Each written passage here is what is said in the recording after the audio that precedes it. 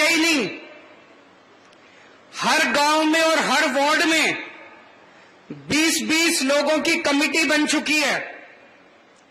अगले 1 महीने के अंदर इन सारी कमेटियों की ट्रेनिंग होगी, गांव-गांव में बदलाव यात्रा निकलेगी, पूरे हरियाणा में बदलाव यात्रा निकलेगी और 1-1.25 महीने के बाद ये जो 20-20 लोगों की कमेटी बनी है, ये ये भी पदाधिकारी हैं, इन सारे पदाधिकारियों की लगभग 1.25 लाख पदाधिकारियों की दिसंबर के महीने में शपथ ग्रहण करवाया जाएगा।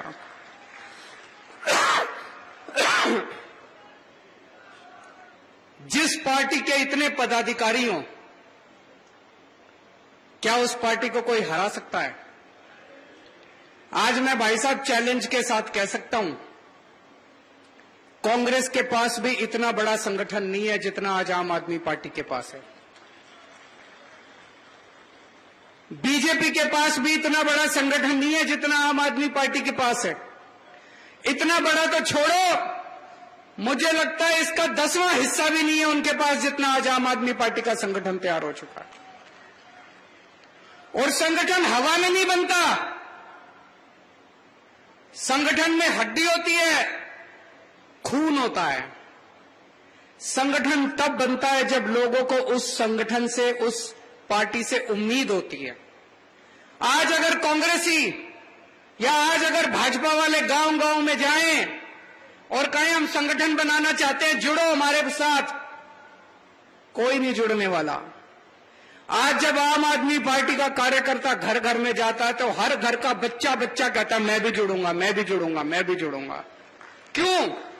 आम आदमी पार्टी से उम्मीद है लोगों को। मैं डॉक्टर संदीप पाठक से बात कर रहा था। डॉक्टर संदीप पाठक हमारे पार्टी के राष्ट्रीय संगठन महामंत्री हैं और जिस तरह से वो जमीन पे काम करते हैं संगठन बनाने का, ये भी एक कला है संगठन बनाना। तो मैं उनसे पूछ रहा था हरियाणा का क्या माहौल है। वो कहते हैं भाई साहब मैं ज्यादा बड़ी बात नहीं करूंगा, लेकिन जो माहौल पंजाब में चुनाव के दिनों में था, बोले जी आज हरियाणा के अंदर उससे 10 गुना ज्यादा माहौल है जितना पंजाब के अंदर था। और मैं डॉक्टर संदीप पाठक की असेसमेंट की इज्जत करता हूं क्योंकि ये जमीन पे रह के काम करते हैं। तो आज पूरी जिम्मेदारी के साथ मैं स्टेटमेंट देना चाहता हूं, दिल्ली के लोगों ने मिलकर पहली आम आदमी पार्टी की सरकार दिल्ली में बनाई थी, पंजाब के लोगों ने मिलकर दूसरी आम आदमी पार्टी की सरकार पंजाब में बनाई थी। 2024 के अंदर हरियाणा के लोग मिलकर हरियाणा के अंदर तीसरी आम आदमी पार्टी की सरकार बनाने जा रहे हैं। नोट कर लेना मेरी ये बात। आज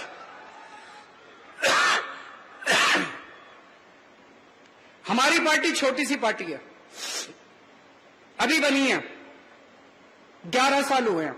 11 साल कुछ भी नहीं होते। 11 साल तो भाई साहब कितने लोगों से मैं मिलता हूं, एक एमएलए बनने के अंदर चप्पल घिस जाती है, जूते घिस जाते हैं, पूरी जिंदगी बीत जाती है, तब बड़ी मुश्किल से कोई एमएलए बनता है। ये तो पुराने जमाने में, पुराने जन्म में कोई पुण्य किए होंगे हम लोगों ने कि 11 साल के अंदर इस देश के लोगों ने इतनी प्यार दिया, इतना विश्वास किया, इतनी मोहब्बत दी हम लोगों को। मात्र 11 साल में इस छोटी सी पार्टी की 2 राज्यों के अंदर सरकार बन गई।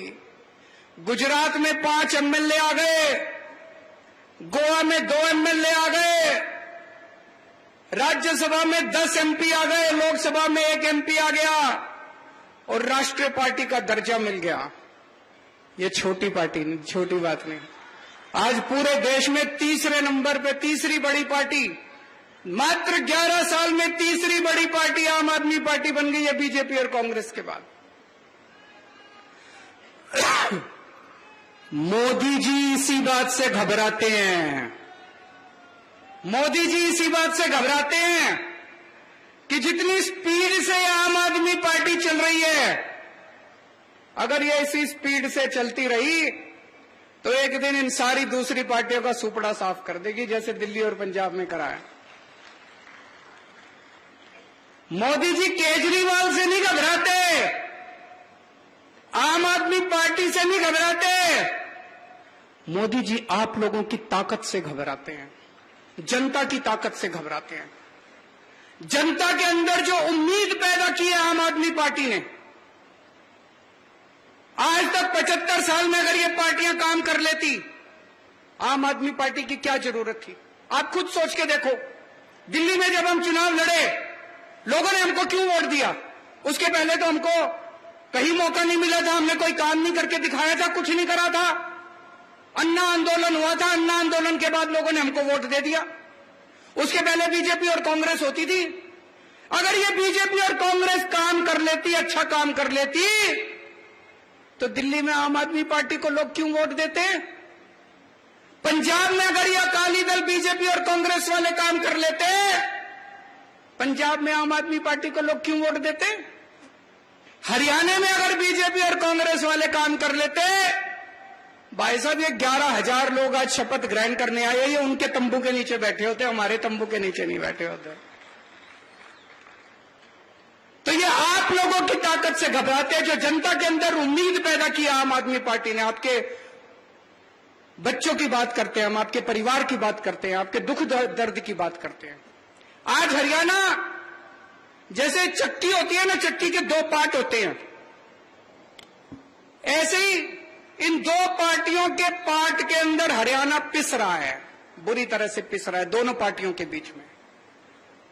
एक पार्टी है हरियाणा में, वो कहती है हम जाटों की पार्टी हैं, सारे जाट हमको वोट दो, हम जाटों का भला करेंगे। दूसरी पार्टी है, वो कहती है हम नॉन जाटों की पार्टी हैं, नॉन जाट हमको वोट दो, हम नॉन जाटों का भला करेंगे। भाई साहब हरियाणा की जनता ने दोनों को मौके देके देख लिए, ना तो ये जाट वालों पार्टी ने जाटों का भला किया और ना नॉन जाट वालों ने नॉन जाट का भला किया। अब आम आदमी पार्टी आई है, हम तो कह रहे हैं जी हम तो 36 बिरादरी की पार्टी है, हम तो सबकी पार्टी हैं, हम तो जाटों की भी पार्टी हैं, नॉन जाटों की भी पार्टी हैं। तुम्हारे बच्चों के लिए स्कूल बनवा देंगे, तुम्हारे बच्चों के लिए नौकरी का इंतजाम कर देंगे, तुम्हारे बच्चों का भविष्य बना देंगे, तुम्हारे घर में कोई बीमार होगा उसका फ्री में शानदार इलाज करा देंगे, अस्पताल बनाएंगे, सड़कें बनाएंगे, बिजली मुफ्त दे देंगे। अकेली पार्टी है जो आपकी बात करती है, आपके घर की, आपके परिवार की, आपके दुख दर्द की बात करती है। आज पूरे देश में मैं रोज देखता हूं बुरा हाल मचा पड़ा है, चारों तरफ भ्रष्टाचारी भ्रष्टाचार, गुंडागर्दी, लूटपाट। प्रधानमंत्री जी कहते हैं मैं भ्रष्टाचारियों के खिलाफ लड़ रहा हूं, भ्रष्टाचार के खिलाफ लड़ रहा हूं। मैं प्रधानमंत्री जी को कहना चाहता हूं, मोदी जी अगर आप भ्रष्टाचार के खिलाफ असल में लड़ रहे होते, सचमुच में लड़ रहे होते, सबसे पहले केजरीवाल आपको सपोर्ट करता, आपका समर्थन करता। मेरे को आम आदमी पार्टी से प्यार नहीं है, मैं देश के लिए आया हूं। यहां जितने लोग बैठे हैं ये कोई आम आदमी पार्टी के लिए नहीं आए, ये देश बदलने की उम्मीद लेके आए हैं सब लोग। हम सब लोग आम आदमी पार्टी वाले आपका समर्थन करते हैं अगर आप वाकई भ्रष्टाचार के खिलाफ। 70,000 करोड़ का भ्रष्टाचार कर दिया इन नेताओं ने, 70,000 करोड़ का भ्रष्टाचार कर दिया, इनको मैं जेल में डालूंगा। भाई साहब 4 दिन के बाद उन नेताओं ने भारतीय जनता पार्टी ज्वाइन कर ली, मोदी जी ने उसको उप मुख्यमंत्री बना दिया। ये भ्रष्टाचार के खिलाफ लड़ाई है? ये तो नौटंकी है, ये तो भ्रष्टाचार के खिलाफ लड़ाई नहीं है। और ये एक बार हुआ तो सोच लेते, पूरे देश में रोज यही नौटंकी चल रही है। कभी इस राज्य में जाके कहते हैं कि यहां का मुख्यमंत्री चोर है, कभी उस राज्य में जाके कहते हैं यहाँ के नेता चोर हैं, 2 दिन में वो नेता भारतीय जनता पार्टी में चले जाते हैं और मोदी जी उनको कोई मंत्री बना देते हैं, कोई कुछ बना देते हैं, सब लोगों को पार्टी में शामिल कर लेते हैं। ये तो भ्रष्टाचार के खिलाफ लड़ाई नहीं है दोस्तों। आज पूरे देश में चर्चा हो रही है, कोई कितना भी बड़ा पापी हो, कोई कितना भी बड़ा अपराधी हो, किसी ने कोई भी पाप कर रखा हो, अपराध कर रखा हो, इनकी पार्टी में चले जाओ। मजाल किसी CBI, ED, income tax police वाले की हिम्मत हो जो छू दे उसको। आपका बेटा अगर किसानों को अपनी जीभ के नीचे कुचल दे, इनकी पार्टी में चले जाओ, आपके ऊपर कोई कुछ नहीं होगा, आप खुलेआम घूम लेना। आप अगर लड़कियों को छेड़ के आते हो, आपका बेटा अगर लड़कियों के साथ गलत काम करके आ जाए, इनकी पार्टी में चले जाओ, पूरा संरक्षण मिलेगा। आज पूरे देश में चर्चा हो रही है, कितना ही बड़ा भ्रष्टाचार कर लो, कितना बड़ा डाका डाल लो, कितने बड़ा अपराध कर लो, इनकी पार्टी में चले जाओ, पूरा संरक्षण मिलेगा आपको। आज क्या माहौल है? भ्रष्टाचारी कौन है? भ्रष्टाचारी वो नहीं है जिसको ईडी ने पकड़ के जेल में डाल दिया। भ्रष्टाचारी वो है जो ईडी के डर से बीजेपी में चला गया। जिसको ईडी ने पकड़ के जेल में डाल दिया और जो अभी तक बीजेपी में नहीं गया, भाई साहब वो कट्टर ईमानदार है, ये समझ लेना। क्योंकि उसे पता है कि आज नहीं तो कल बाहर तो आ ही जाऊंगा। लेकिन जिसने बेईमानी कर रखी है, जिसने बेईमानी कर रखी है, उसको पता है अगर ईडी ने पकड़ लिया तो पूरी जिंदगी जेल जाना पड़ेगा, वो तुरंत उठ के बीजेपी में चला जाता है। तो एक चीज समझ लो, भ्रष्टाचारी कौन है और ईमानदार कौन है। जो आदमी ईडी के डर से बीजेपी में चला गया वो भ्रष्टाचारी है, और जो ईडी की रेड के बावजूद अगर ईडी ने गिरफ्तार कर लिया और बीजेपी में नहीं जा रहा, वो कट्टर ईमानदार है। पूरे देश में आज चर्चा हो रही है कि प्रधानमंत्री जी का एक दोस्त है। कौन है? कौन है? कहते हैं प्रधानमंत्री जी ये उस एक दोस्त के लिए ही काम करते हैं। पूरे देश में चर्चा है, मैं नहीं कह रहा, गली गली में, नुक्कड़ नुक्कड़ पे, चाय की दुकान पे, पान की दुकान पे यही चर्चा है कि प्रधानमंत्री जी एक ही आदमी के लिए काम करते हैं, एक ही दोस्त के लिए काम करते हैं।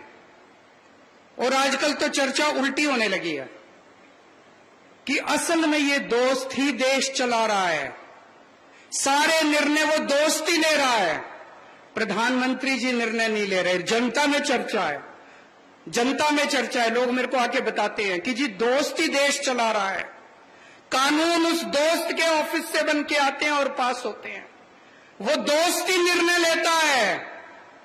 और जब आप वोट डालने जाते हो, आप सोचते हो मैंने मोदी जी को वोट दिया, आपका वोट मोदी जी तक नहीं पहुंचता, आपका वोट मोदी जी के जरिए उनके दोस्त तक पहुंचता है, आपका वोट दोस्त के पास जाता है।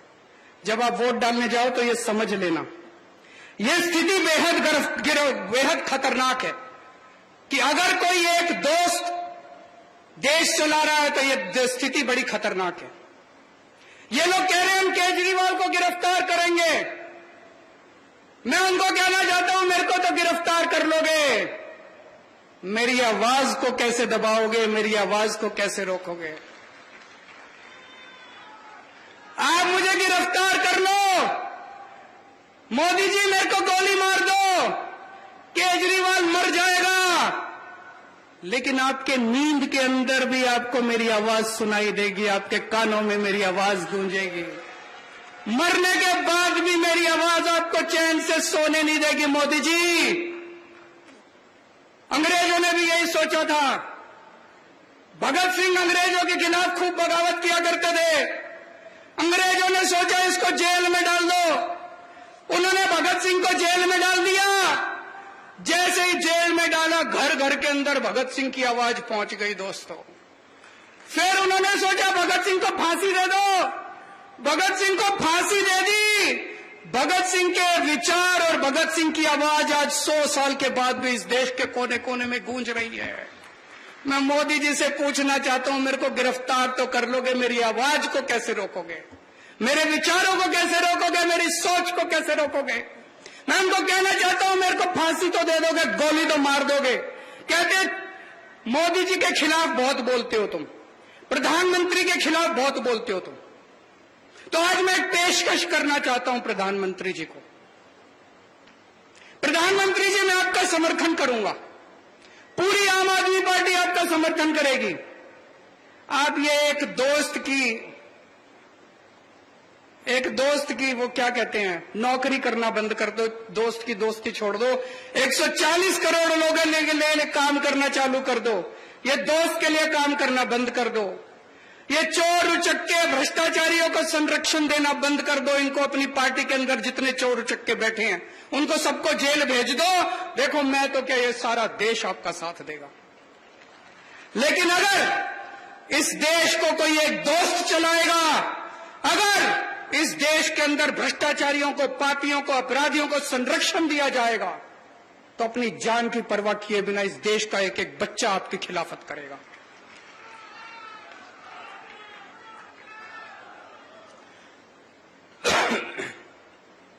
आज इन्होंने क्या सिस्टम बना रखा है? इनका सिस्टम यह नहीं है कि भ्रष्टाचारियों को पकड़ना है। ये चुन चुन के देखते हैं कौन प्रधानमंत्री जी के खिलाफ बोल रहा है, लिस्ट बना लेते हैं। जो जो प्रधानमंत्री के खिलाफ बोलता है उसके खिलाफ कुछ ढूंढो, फिर सीबीआई को फोन जाता है, इसके संजय सिंह के खिलाफ ढूंढो। संजय सिंह का क्या कसूर था? संजय सिंह का कसूर था कि संजय सिंह ने संसद के अंदर प्रधानमंत्री जी के खिलाफ आवाज उठाई थी। संजय सिंह के खिलाफ कुछ ढूंढो, इसके खिलाफ कुछ ढूंढो। अगर कुछ नहीं मिलता तो कहते हैं कुछ मारो, किसी को पीटो, इसके घर में सबूत डाल दो, फर्जी केस बना दो और पकड़ के उसको जेल में डाल दो। ये सिस्टम आज इन लोगों ने बना रखा है। ऐसे देश तरक्की नहीं कर सकता दोस्तों। आज ये शपथ लेने के बाद आप लोगों को घर घर जाना है, पूरे हरियाणा के अंदर एक एक घर में जाना है। डरना नहीं है, मन से डर निकाल देना। आप में से एक एक आदमी को भगत सिंह बनना है। ये कहते हैं हम केजरीवाल को गिरफ्तार कर लेंगे, ये इतने सारे जो सामने बैठे हैं सारे केजरीवाल है, किस किस को गिरफ्तार करोगे? हजारों लाखों केजरीवाल है, किस किस को गिरफ्तार करोगे? आप सब लोग को केजरीवाल बनना है, डरना नहीं है, घबराना नहीं है। घर घर में जाना है और ये सारी बातें बतानी है कि किस तरह से देश को लूटा जा रहा है, किस तरह से पूरे देश को बर्बाद किया जा रहा है। जब आप किसी के घर में जाओगे, उनसे बात करोगे, तो हमारे देश के अंदर कुछ लोग हैं जिनको अंधभक्त कहा जाता है कि नहीं है? उनसे उलझना मत। दो कैटेगरी है, कोई भी आदमी या तो अंधभक्त है या देशभक्त है। अंधभक्त देशभक्त नहीं हो सकता और देशभक्त अंधभक्त नहीं हो सकता। अंधभक्तों से उलझना मत, वो टाइम खराब करते हैं, उन्होंने बदलना नहीं है, उनको देश से कोई लेना देना नहीं है, उनको भारत माता से कोई लेना देना नहीं है। कोई अगर ज्यादा उलझने की कोशिश करे, उनको नमस्कार करके आगे बढ़ जाना। देशभक्तों से बात करना बस। देशभक्त आपकी बात सुनेंगे, वो देश की तरक्की चाहते हैं, भारत की तरक्की चाहते हैं, भारत माता की तरक्की चाहते हैं। घर घर के अंदर जाना। आज सबसे बड़ी देशभक्ति का काम है केंद्र के अंदर बैठी भ्रष्ट भाजपा सरकार को हराना। जितने देश के अंदर देशभक्त है, सबको इकट्ठे होकर एक ही काम करना चाहिए, किसी भी तरह इस सरकार को हराना है। और जितनी युवा शक्ति है, सभी युवाओं को मैं कहना चाहता हूं कि आने वाला भारत, उसकी जिम्मेदारी आपको उठानी है और आपका भविष्य दांव पे लगा हुआ है। सभी युवाओं को मैं आज अपील करना चाहता हूं कि ज्यादा से ज्यादा संख्या में आम आदमी पार्टी के साथ जुड़े, इस देशभक्त पार्टी के साथ जुड़े, कट्टर ईमानदार पार्टी के साथ जुड़े। चूंकि आज इतने सारे आम आदमी पार्टी के कार्यकर्ता आए हुए हैं, इतने सारे पदाधिकारी आए हुए हैं, मैं एक चीज और कहना चाहता हूं। आम आदमी पार्टी की विचारधारा 3 स्तंभों पे खड़ी है। 3 स्तंभ है हमारे। आम आदमी पार्टी में आके आपको केजरीवाल की भक्ति नहीं करनी, आपको किसी नेता की भक्ति नहीं करनी। हमारी पहला स्तंभ है, हमारी पहली विचारधारा है कट्टर देशभक्ति। कट्टर देशभक्ति। आपको भारत माता की के लिए अपना तन मन धन परिवार पहले, फर्स्ट नेशन फर्स्ट, पहले देश, आपको उसके लिए तन मन धन कुर्बान करने के लिए तैयार रहना अगर जरूरत पड़े तो। दूसरी विचारधारा है कट्टर ईमानदारी। बेईमानी को हम गद्दारी का दर्जा देते हैं। अगर कोई बेईमानी करता है समाज के साथ, देश के साथ, कोई भी बेईमानी करता है, वो इसका मतलब देश के साथ गद्दारी कर रहा है। आपको ईमानदारी से रहना है। और तीसरा है इंसानियत। चाहे कोई किसी जात का हो, चाहे कोई किसी धर्म का हो, जरूरत पड़ने पे सबको एक दूसरे की मदद करनी है, किसी का दिल नहीं दुखाना। कोई बीमार हो, कोई कैसा भी हो, सबकी मदद करनी है, चाहे किसी जात का हो, किसी धर्म का हो, चाहे कोई हो, सबकी मदद करनी है एक दूसरे की। ये 3 विचारधाराएं हैं आम आदमी पार्टी की। इसको सब लोग साथ लेके जाना। पूरे देश के अंदर अभी एक तरह से कीचड़ फैला हुआ है जिसमें इनका ये कमल खिला हुआ है। इस कीचड़ की सफाई कैसे करोगे? झाड़ू से। इस कीचड़ की सफाई जिस दिन कर दी, कमल अपने आप खिलना बंद हो जाएगा।